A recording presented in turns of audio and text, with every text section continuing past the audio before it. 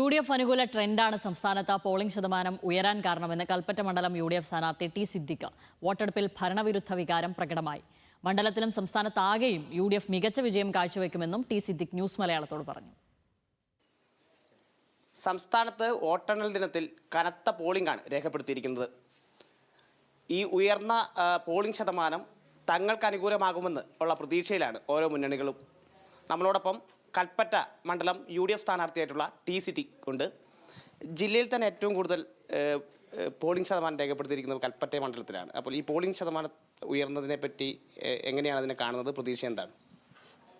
ഞാൻ ഇന്നലെ കാലത്ത് 9 മണിക്ക് കൽപ്പറ്റ GLP സ്കൂളിൽ വോട്ട് രേഖപ്പെടുത്തിയതിന് ശേഷം കൽപ്പറ്റ മുനിസിപ്പാലിറ്റി, മേപ്പാടി, ചൂരൽമല തുടങ്ങി ഈ നിയോജക മണ്ഡലത്തിൻ്റെ എല്ലാ പഞ്ചായത്തുകളും മുനിസിപ്പാലിറ്റിയും ഇന്നലെ കവർ ചെയ്തു. ഞാൻ 6:45 എനിക്ക് അവസാനം വൈത്തിരി എത്താൻ പറ്റി. വൈത്തിരി പ്രവർത്തകരൊക്കെ ആയിട്ട് ഞാൻ സംസാരിച്ചു. ബൂത്തിൽ ഞാൻ പോയിട്ടുണ്ട്. ബൂത്തിൻ്റെ പുറത്ത് ഔട്ടർ ബൂത്തിലും പ്രവർത്തകന്മാരും എല്ലാവരുമായിട്ടും സംസാരിച്ചു.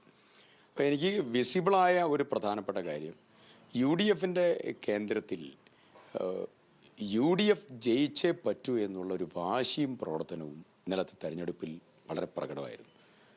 അത് ആധികാരികമായ വിജയമുണ്ടാവണം എന്നുള്ള വലിയ അർത്ഥത്തിലുള്ളതായിരിക്കുന്ന പ്രവർത്തനമാണ് UDF തലത്തിലുണ്ടായത്. UDFൻ്റെ പ്രവർത്തനം ഏറ്റവും നല്ല അടുക്കും ചിട്ടയോട് കൂടിയിട്ടുള്ള പ്രവർത്തനങ്ങൾക്ക് നേതൃത്വം കൊടുത്തു UDF.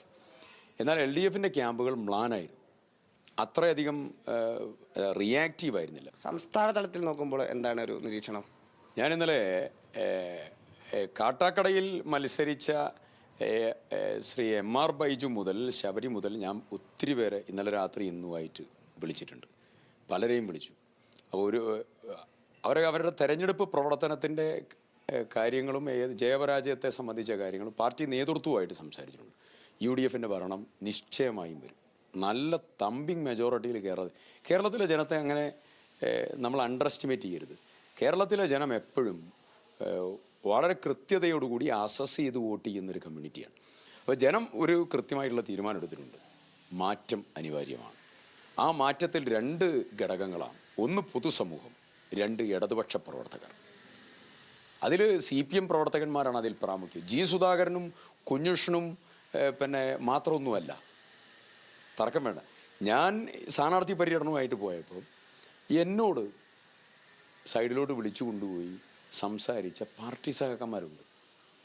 നിങ്ങളോട് UDFനോട് യാതൊരു പ്രതിപത്തിയില്ല, നിങ്ങളോടൊന്നും താല്പര്യമില്ല, പക്ഷേ ഞങ്ങളെ പാർട്ടി രക്ഷപ്പെടണമെങ്കിൽ പ്രതിപക്ഷത്തിരിക്കുകയല്ലാതെ വേറെ മാർഗമില്ല. ഇത് വിശ്വസിക്കുന്ന പാർട്ടി പ്രവർത്തകന്മാരുണ്ട്. അത് ഓരോ ബൂത്തിലും ഉണ്ട്. UDF മാസ്മരികമായിട്ടുള്ള പ്രഭാവത്തോടു കൂടി കേരളത്തിൽ തിരിച്ചു വരും. തർക്കം വേണ്ട.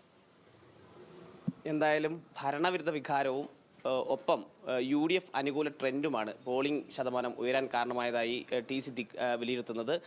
കേരളത്തിൽ വലിയ മികച്ച വിജയം UDF കൈവരിക്കുന്നുവെന്നും അദ്ദേഹം നമ്മളോട് പറയുന്നു. ലിൻഡോ തോമസ്, ന്യൂസ് മലയാളം, വയനാട്.